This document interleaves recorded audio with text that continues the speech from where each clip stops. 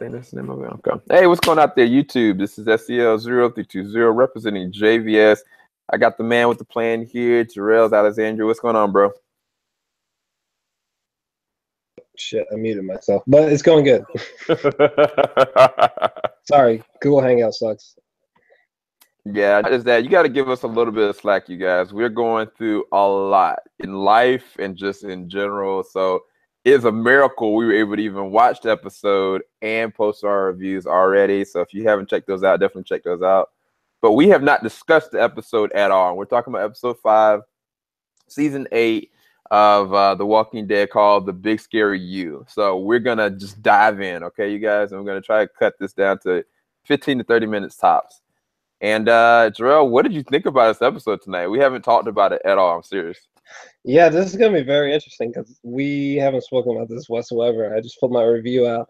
I don't understand why people think I'm a hater of the show. I think that's so bizarre. It's like people forgotten that like I've watched the show religiously since 2010. But anyway, I loved tonight's episode.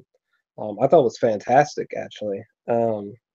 I still don't. I feel like everyone's sipping some kind of drugged out Kool-Aid at last episode because I didn't care for last episode. But this episode, I really, really enjoyed it. I thought it was pretty fantastic. It's just so weird. It's so weird that so many people like were surprised I liked tonight's episode. But anyway. Yeah, you guys, okay, I didn't know. I kind of felt like JOR-ELS would like this episode before going into it. But then I watched it, I was like, I don't know how he's going to feel about it, you know? But I actually legit liked it as well. I actually thought this was one of the strongest episodes this season. And I thought that it tied into the first episode so well. It was an interesting parallel. And I know that me and JOR-ELS had a conversation about it beforehand because it was going to be a Negan-centric episode, but with a little bit of sprinkle of Gabriel. Little did we know that throughout the episode, there's some of the best character dialogue between Gabriel and Negan. And I'm curious, JOR-ELS, what did you think about their moments more than anything? I feel like that was the foundation of this episode. Unfortunately, I did not have the time to check it out in my review because my reviews they're like stream of consciousness. I don't know if you can look this up while I'm speaking. The director of tonight's episode, I'm fascinated to know who it is, but I just haven't had time to figure out who the hell that is. But God damn it! Sorry, what was your question? I was talking about the aspect of the most interesting foundations of this episode. Is the dialogue between Negan and Gabriel. Sure. What did you think about it? I thought it was really, really fantastic. It's because it made for honest to God fascinating character studies for Negan and Gabriel. Really fascinating. Which is interesting because they had we been talking about Gabriel even a season and a half ago, I'd be like, fuck Gabriel, who gives a shit about this guy? I thought both were just so fascinating. And again, I love great performances.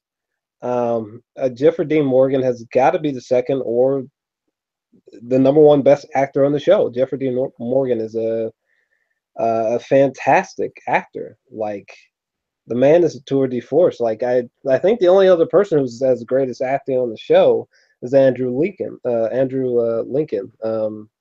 I feel like Andrew's performance is just so underrated when it comes to like Emmys and stuff like that. I think what Andrew did acting wise in like season 6 and season 7 is just phenomenal. But anyway, I don't know, man. Jeffrey Dean Morgan is like I just love watching great performance. I thought his performance tonight was just really magnetic. And I thought the dialogue between him and Gabriel was like perfect for two men stuck in a fucking trailer. I thought it was perfect. I was riveted the whole time.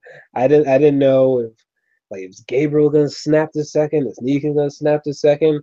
Because all of a sudden is a wall to this trailer gonna collapse and the walkers are gonna come in at this moment.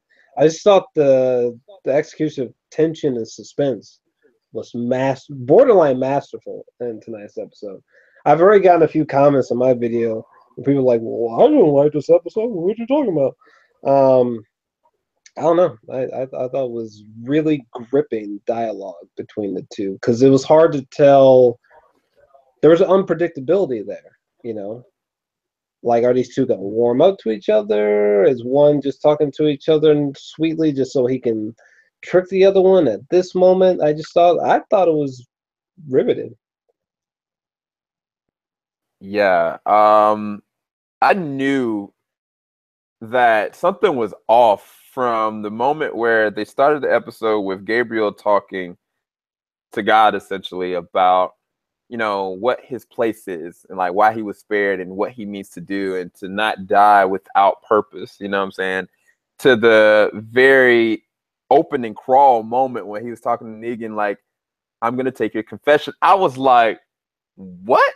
I was like, for real, what are you saying, And like one of the things, like kind of like Jarrell said, that Gabriel has grown on me as a character. Like if somebody had told me from the moment they met Gabriel to now that he'd be one of my most interested characters, I actually am curious to see where he's gonna go. I never would have believed it.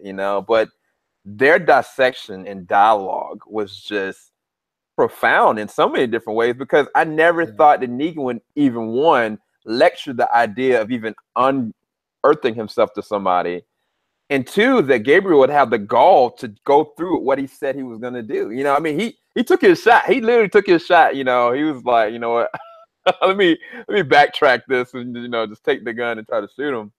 Yeah. But the reality is that Negan could have easily killed him, threw his body out, and probably escaped. But it backs up, what he's been saying from his ideals. Like, he understands to survive. He very much so likes killing, but to survive, he has to maintain some semblance of reality. He needs people, And with Gabriel talking to him about like his wife, I thought that was very fascinating. What did you think about, Negan opening up about his wife? I thought Jeffrey did a great job with that. Yeah, I that was really interesting because again, I'm not up to date with the comic books. I haven't. I know there's like a standalone series sort of explaining Negan's background, which I don't know, for the record. So first off, I don't think I mentioned this in my review, but I don't think that Negan was lying in any sense, in any sense of the word. I thought that Negan was telling the fucking truth when he was leaning against the door talking about that he only had one wife. And he was sort of describing that moment in time.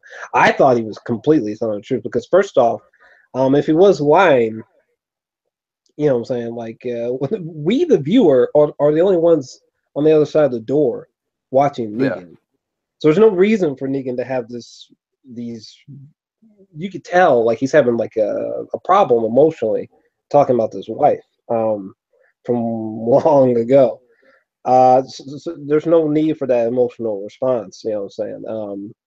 Because if he was lying, why not throw on his stereotypical Negan smile? You know what I mean? So no, I thought that Negan was telling the truth 100%, and it really was painful for him to recount. By the way, I'm watching an episode on DVR. You know that one chick? Who she walks in. I don't know her name, but she has like a tattoo right here, right? And she walks in that big ass table, right? Where Simon and Eugene and all the bastards are standing right. That chick is kind of fine. She's kind of adorable. I don't know what her name is. Can someone point her out? Comment section. Thank you. I thought her name was like Laura or something like that because when Eugene first got into the camp, that was the first person he met. Was it? Yeah, that was the same blonde chick. Yeah, I ain't never forget that. Chick. I don't know her name, but she's adorable. Okay, that's all I gotta say about that. Yeah, well. Anywho, nah, but I agree with what you're saying about their dialogue. I thought it was very interesting, and I think that he was being sincere. I think he was being very honest. It's the fact that his character is so fascinating because he is evil. He is dark. He loves killing, but yet he's got this code and sense of ethics that is just so weird. I don't get it. Like, it's kind of like, when he had Sasha, for instance. Like, he didn't want Sasha to die. He would have been fine with Sasha living, just as long as Sasha, submitted to what he needed, And, like, he stopped Sasha from getting raped and killed. Like, it's so weird. Like, it's very contradicting, He's a perfect. I think I might have said this in my review, but I think he's a perfect villain. He's perfect. He shows Um, some people would be surprised to know that I argue about this show with my mom. It's really funny. Anyway, I think Negan shows genuine gratitude, though. I don't know if you feel differently. Like, for example, it's hilarious that I was arguing about this with my mom. Anyway, there's a moment where, from last season when Negan forces Carl to take off the little Eye headband patch. covering the eye patch. Negan forces Carl to show him his eye, and then Negan feels bad. I think Negan actually felt bad. I don't know if Yeah. you feel differently, and that's spooky. That like there's just so many layers to Negan.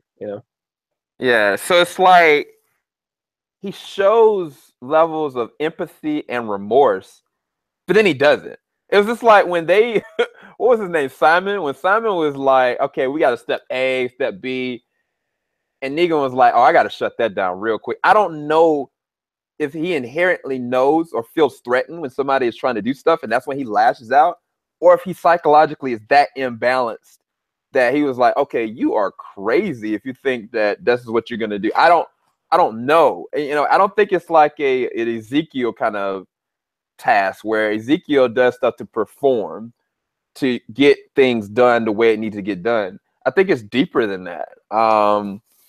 So I don't know, man. Like we could talk days on the philosophy of Negan's ideals, but he is a very good villain, and Andrew Lincoln and him have been overlooked a lot by the Emmys. To be quite honest with you, like I think Andrew Lincoln should have got an Emmy nomination. But talking about Andrew Lincoln, him and Daryl, they had a bout.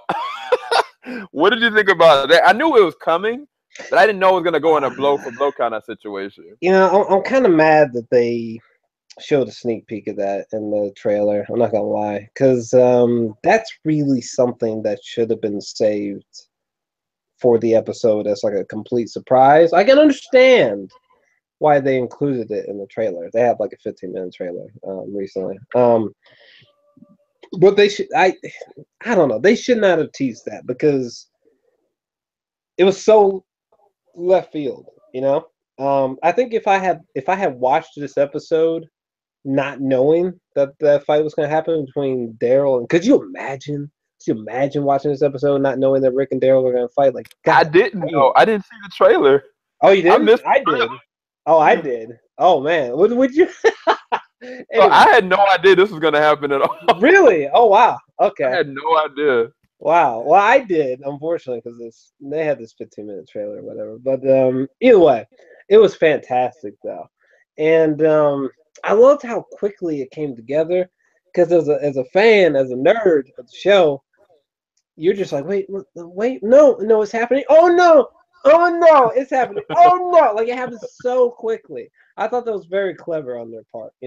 Sure you could have tried to draw it out throughout the episode, right, and then try to make it erupt. But I really like that it happened quickly because it catches you off guard. You're like, what? Like it escalates so quickly. Yeah, yeah. And for the record, I thought Daryl was right. I'm sorry. Like I feel where Rick is coming from, but like, fam, I guess I would just be heartless in the fucking zombie apocalypse because I'm killing everybody. You know what I'm saying? Everybody's dying. See, this is funny, YouTube family, because I would be on Rick's side. So it would it would be an interesting like intersection. You trying to say you trying to say that me and you would be throwing blows? Is that what you're saying? I guess so. I mean, the funny thing is, it's like that is a natural reaction. You know what I'm saying? Like they didn't just sit there and plan like, all right, I'm gonna fight, my brother.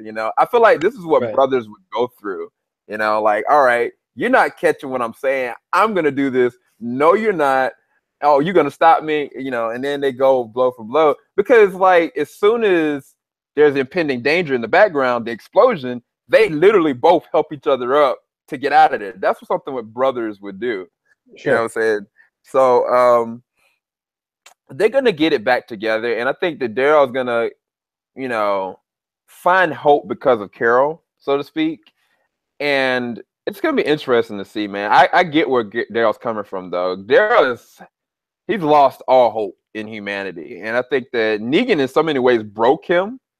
I think he broke him the moment that he killed Glenn, to be quite honest with you. It wasn't even just when he had him in the hold-up cell. I feel like he legit broke him, or something inside of him that Rick was able to recover from, but Daryl wasn't.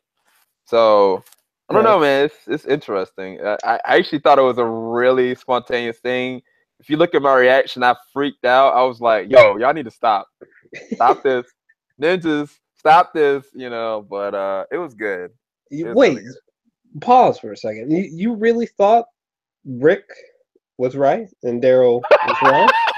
I mean, straight up. You really thought?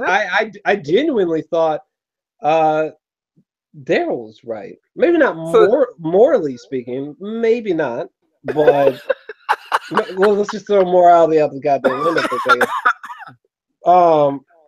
If we're being realistic, like,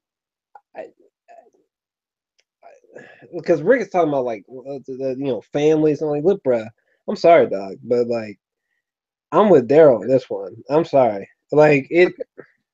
Because the thing is, the workers were people that didn't volunteer. They legit, got taken.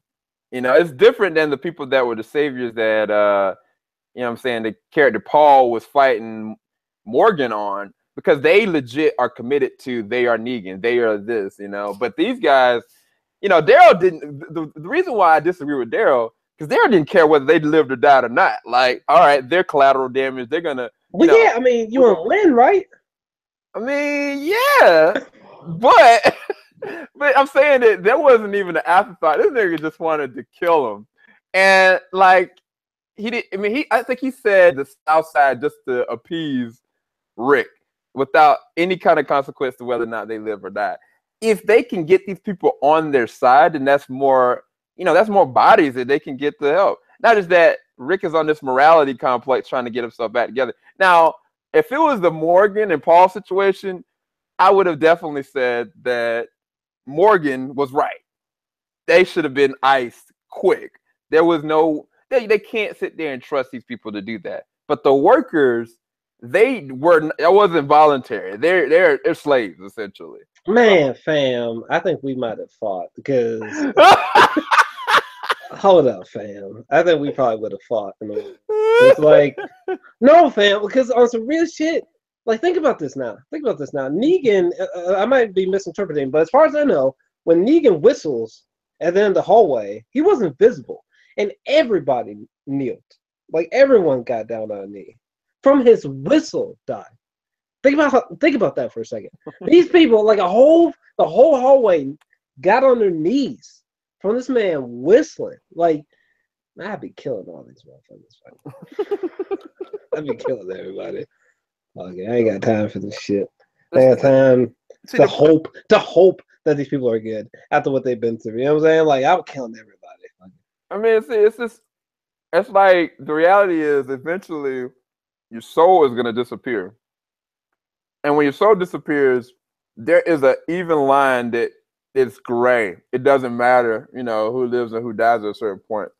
I have to maintain that line, because I know how easily, like, I would just say, forget everybody and just go on killing sprees all the time. You know what I'm saying? So I have I've got a little bit of a semblance of a moral compass when it comes to that. So it's like, I would at least pull a Daenerys and be like, look, whoever joins us, you're okay. You have an option here.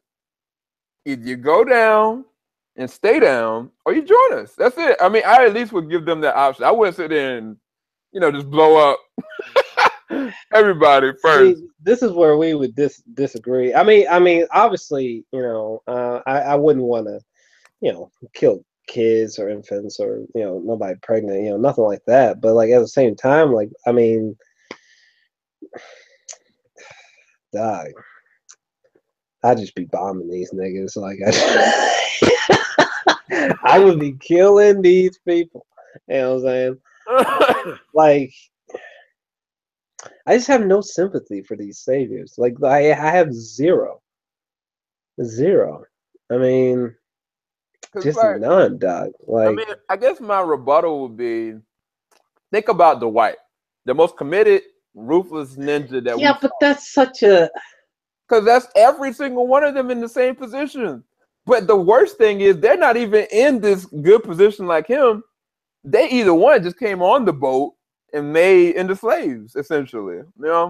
But no, fam, because the difference is that with Dwight, at least in his position, he had already sort of been thinking like, man, fuck Negan. You know, at least he had been thinking like, man, this Negan motherfucker's pissed me off. Like, goddamn, he took my girl. You know what I'm saying? He burnt my face. Like, fuck. Like, I don't know about this guy. At least Dwight was already sort of on the anti-Negan path before getting picked up by Rick and gang. You know what I mean? But that's what I'm saying, because the reality is if Negan had not came back and whistled, that whole group would have annihilated themselves. They would have imploded because Simon and the rest of them, you know, they had one gun. The rest of them, I don't think they were armed that well. And I don't think they would have stayed in line if Negan hadn't to come back. Negan even said that. So to me, that's blind loyalty. And, you know, the only reason why they even were doing that is because they thought they could be compensated and live structurally. They couldn't. So I don't know. I guess I would try to give them the benefit of the doubt, but I don't know.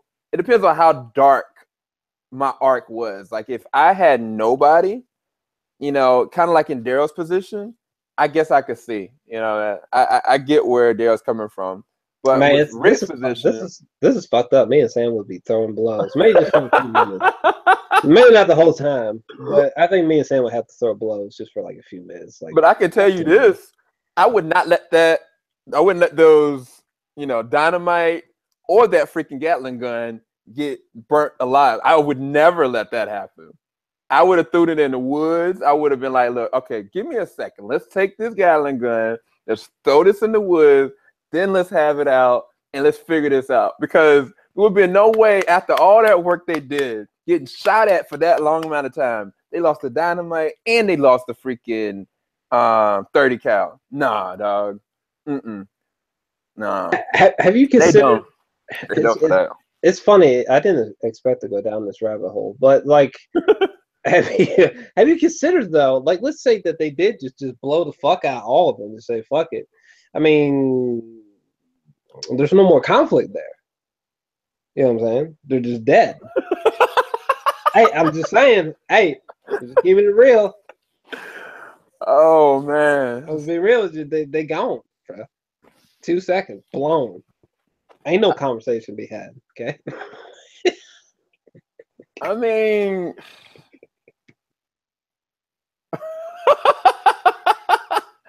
if they were just like blown up and it was all said and done, it was over, and then, you know, the rest of the group took out the rest of the outposts, there was nothing left for other factions and other groups on the outside. Cause like, Doc, like, am I missing something? Didn't they just let a flood of walkers walk in there? You know what I'm saying? Bombs or not, that's a dead serious problem. Like those walkers are killing innocents, quote unquote innocent, evil people. Like people are being fucked up by those walkers. Okay, what Eugene was saying was some truth. Like that what was her name? Regina. Her whole plan was totally botched. Like I was like, what you talking about? Like, yeah, there was a lot of walkers out there, like a lot. Like you're not easily going to topple these walkers.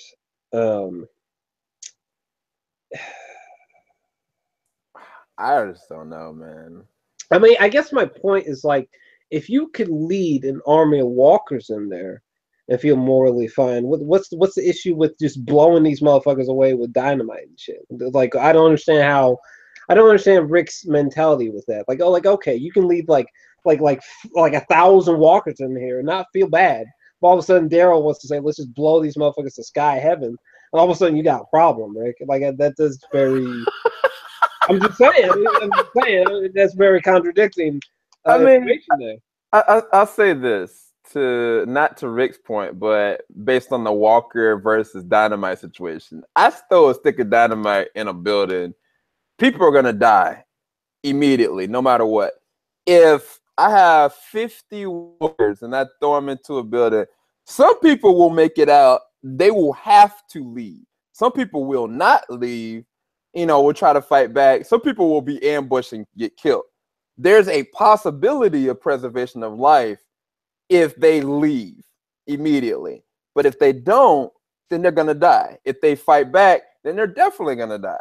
So for me, like Dynamite, there's no question. Once I throw some dynamite or C4 on a building, they're gone. They're gone.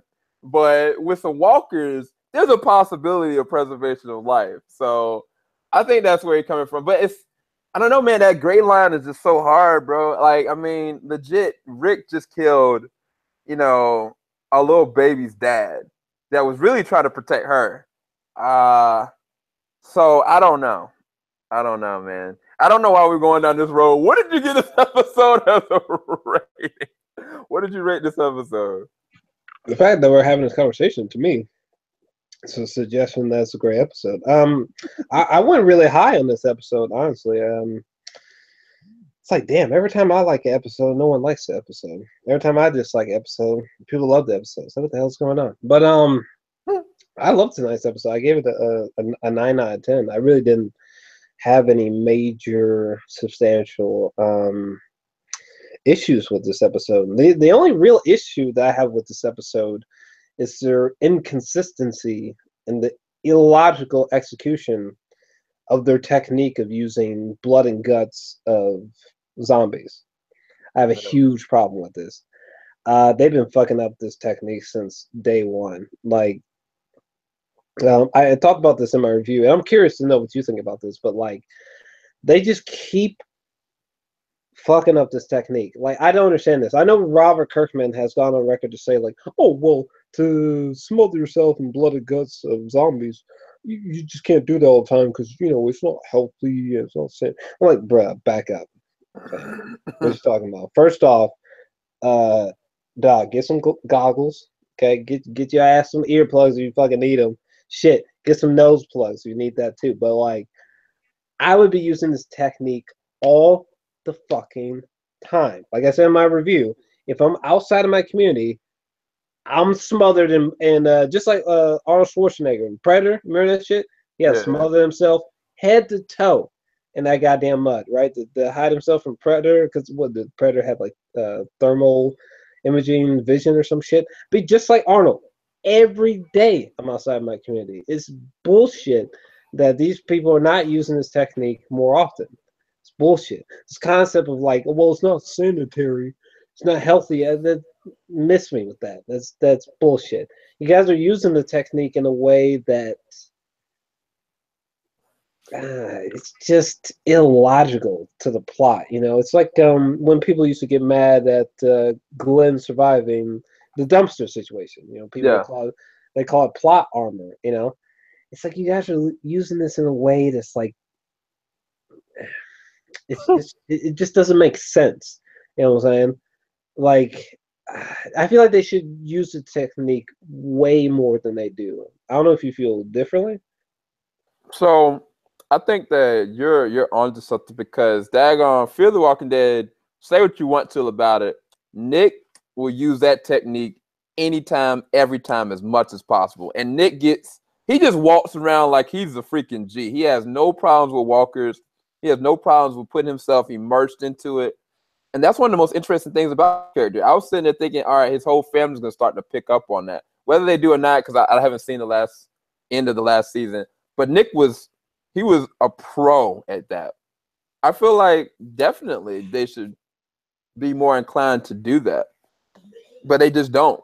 The thing that is weird for me is that they don't drench themselves in it completely. Like, they still allow their heads to be exposed. Yes. To me, that doesn't make sense. That'll be if I'm a zombie, I'm not gonna look at your shorts. I'm not gonna look at your chest. I'm gonna look at your arms and your face. That's the first thing, that I'm gonna smell. That's the first thing. That's the easiest thing for me to access. So it's like, if your face is not exposed by this, that's crazy.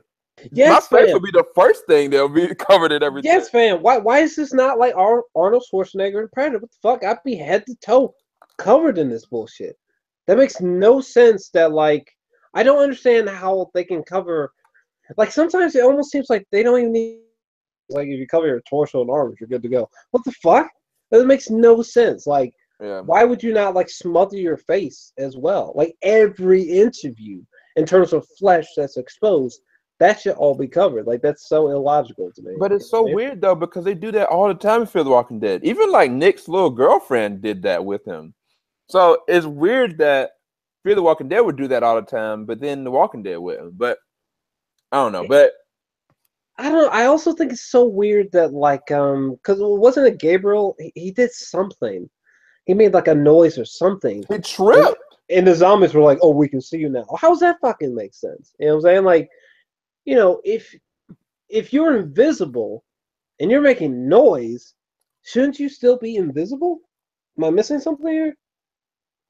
Let's say you cover yourself head to toe, right, in blood and guts, and you accidentally shoot up a rocket launcher at a building nearby accidentally, or you let's say you scream. That's probably better. Let's say you just start screaming for some dumbass reason. Maybe you walked into a bear trap, a bear trap, and your foot got broken. Oh shit, that'd be really funny. Anyway, Really let's say messed up. you walked into a bear trap and your ass just start screaming. Okay, sure, the walkers are attracted to your scream, but if you just shut up, right? Shouldn't you still be invisible? Like, aren't you still invisible even though you're screaming? I guess my point is like it's so weird that like you said what was it, Gabriel? I guess he tripped or something, Now he literally and tripped over a walker. He and it's got like up. now all of a sudden they can see you now. It's like Yeah. what? Shouldn't they still be invisible? Like if they just shut up and stood still, shouldn't they be good? Well, see, that's the thing that I'm curious about. It's like if he tripped, right, and his whole face was covered up, I don't feel like that Walker girl would have lunged at him. Because what is she lunging at?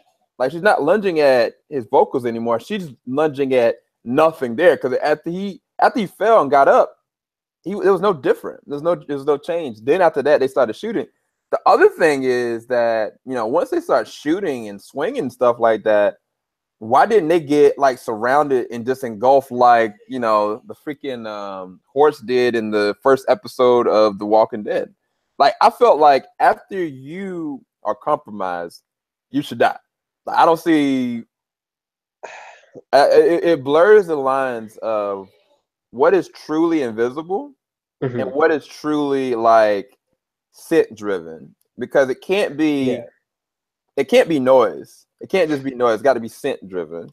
maybe. I'm glad we had this conversation because this brings up a point. First off, I loved Shiva. Okay, I thought her death was pure bullshit. Okay, this is pure, you're trying to tell me this grown goddamn tiger got killed by these walkers. I think it's just pure bullshit. But first off, I'm like, why didn't they give this bitch being Shiva? Why didn't they give this bitch why didn't they give Shiva like some armor? Why the fuck wasn't Shiva covered in blood and guts all the goddamn time? What the fuck? What the fuck? What was she being? What was she doing out there? What the fuck? Like, God, I got so mad when Shiva died because it was just so illogical. Like, it's missed me with that bullshit. Shiva should have killed all those walkers. I was offended. While everybody else is crying and shit, I was offended. I was like, come on, what? There was this grown tiger. Was like, hasn't Shiva been in this situation all the time? What makes this situation different? Was it the budget? You dirty bastards. So okay, I'm gonna say this. It's because I know Gerard doesn't know, but Shivas Death was fan service because that's the exact same way Shiva died in the comic books, like literally to a T. Is it? Yeah, she died the same exact. Maybe it was better executed in the comics because how she died in the show was so illogical. Like, I mean, it'd be I was thinking like how would I have killed Shiva? And for me, I would have maybe made Shiva suffer an injury in prior episodes, not by a walker, but just an injury, right? And that injury would have been the main reason why she would have died in the future from being surrounded by walkers. So like something like that I could get behind. I'd be like, still fucked up, but okay, fine, she's injured. But like we're talking about a full functioning fucking tiger just being brought down by like what, like six walkers or some bullshit. Like Yeah, it wasn't even like a whole big group. I felt like she could have lunged them off and got away. To be quite honest with you, Yeah.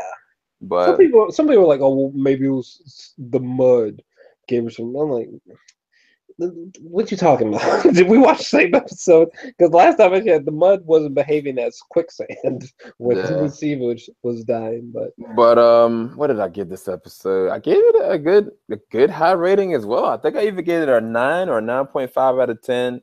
no, really? Wow. Yeah. So we were actually on the same accord on this one. You guys, believe it or not, might not be on the same accord when it comes to the Daryl and Rick situation, but we did enjoy this episode. And yeah, if they keep and maintain episodes like this could turn out to be a good season because this is what I wanted. I wanted character progression, and I wanted the story to be moved forward. Now, with Rick going to the Whisperers, or what group is that? I can't remember what they are anymore. So, What you mean? the group at the end of the episode where Rick is about to meet up with the other group. I forget the name of their group. The chick with the blonde hair. The end of the episode. You didn't see that? I would have to. I'm not sure specifically what you're referring to. I know in the next episode, Rick meets up with the trash people, but Yeah, that's what I'm talking about. Oh, okay. I forget the name of their group though. They got a group, and I can't remember the name of it. Yeah, unfortunately, I honestly don't know who the Whisperers are, so sorry, comic book fans. I don't know who they are. It's a cool name, though. It's a cool name. I can't wait to find out why the fuck they're called the Whisperers. Kind of a bizarre name, but it's gonna be interesting to see if they get on Rick's team hold though. up. Pause, dog. The part with the helicopter is so baffling to me. Like, where are you at with comic books, Sam? Where are you at? I don't even remember anymore. Does the helicopter scene make sense to you? Because I'm baffled. It doesn't make any sense to me, but it is an interesting callback to season 1. Do you remember season 1 where there was a helicopter that it came through? Because Rick was on his horse and he heard the helicopter. And then when he turned the corner, that's when he met and saw all those walkers. Do you remember season 1 when Rick was in the city and he was going through and he thought he heard a helicopter? And then he went down the corner and then he saw a whole bunch of walkers. That's when he got caught by all the walkers. To me, it was a callback to that. But I remember another helicopter at some point as well. And I have no idea. Really? I have no freaking clue. That part, I don't remember what you're talking about from season 1, but I was thrown for a loop with the helicopter because I know that moment with Rick looking up. You know, it's been in a few trailers. I'm like, what the fuck could he really be looking at? And by the way, shout out to my man Ronnie Hayes. I know Ronnie Hayes has been trying to figure it out as well. He has some interesting possibilities, but I'm so lost by the helicopter because that implies that not only is this a completely different community, we could be talking military, right? Yeah. Hell, we could be talking about people who are not who are international for all we know. That's how big of a deal this could be, and I'm just lost, dog. Like, what was that? You know? Yeah. That really took me aback. I was literally just as surprised as Rick. I was like, what the fuck was that? You know? Yeah.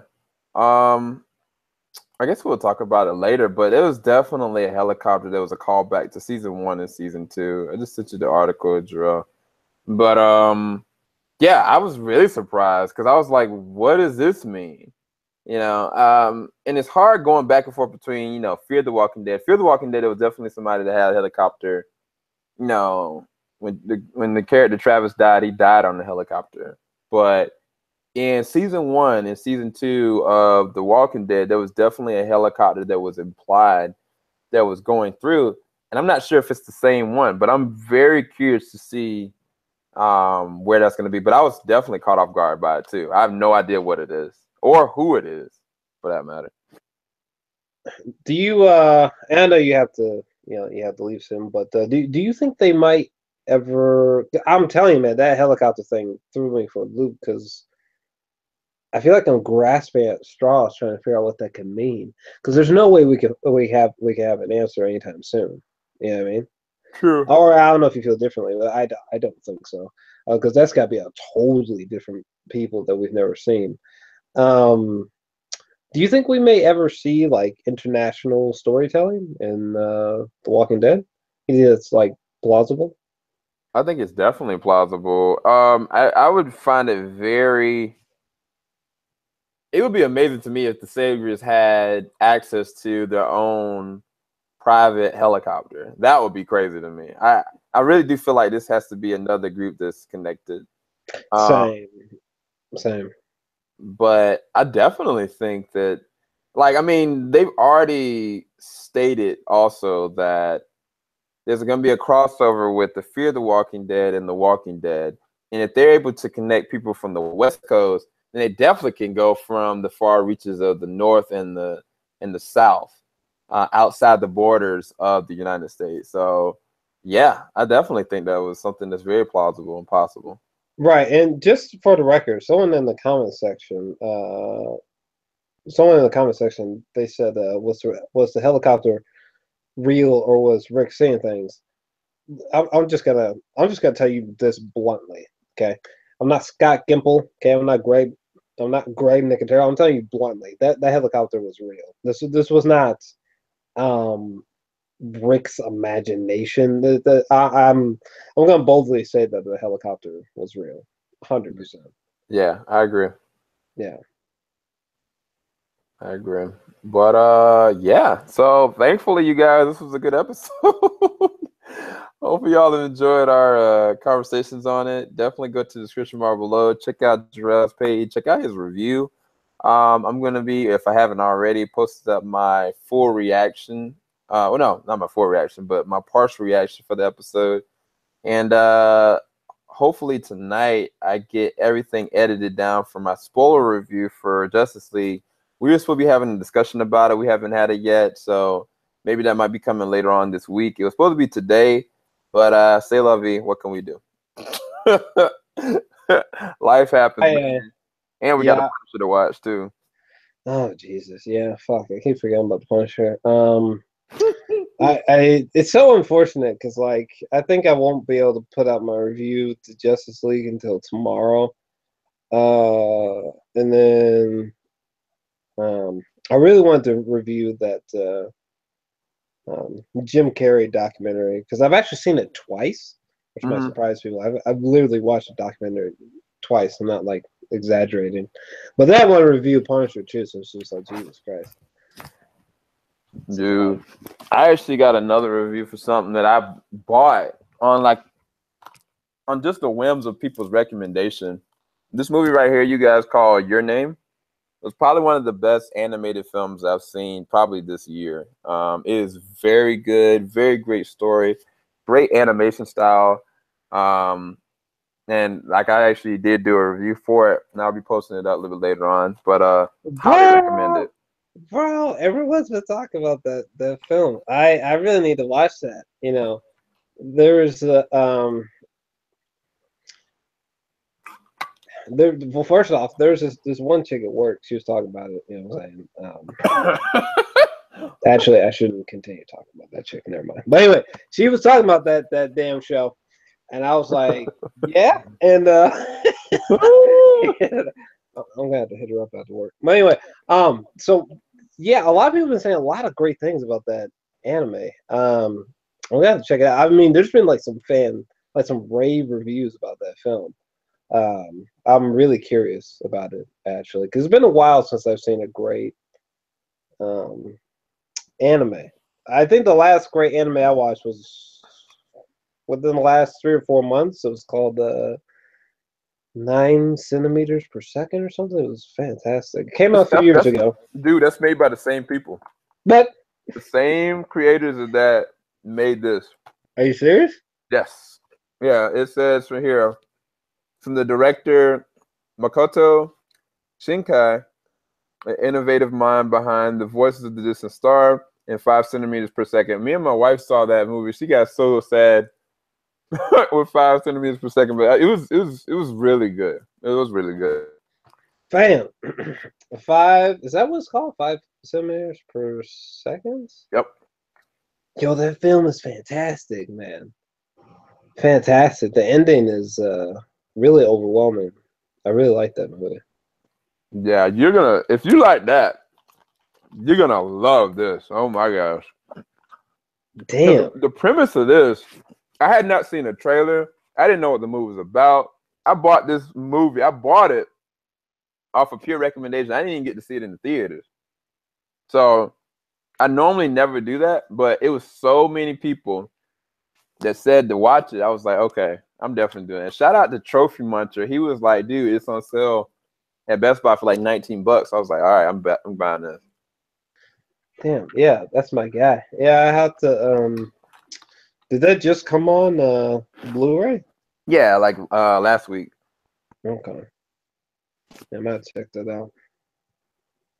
But anywho, well, we're gonna go, you guys. We got some stuff we got to take care of before we go to bed. I got some family stuff I got to deal with tomorrow and the rest of this week. So just stay tuned. I got reviews and stuff coming. I just don't know when. And definitely go and check out this guy. All his content. It's amazing stuff, and I can't wait for his film debut or second film debut when it's coming up. Just stay tuned for that. But we're gonna go, guys. Keep it locked. JVS, we ain't gonna stop. Take care, guys. Pieces. Peace, peace, peace.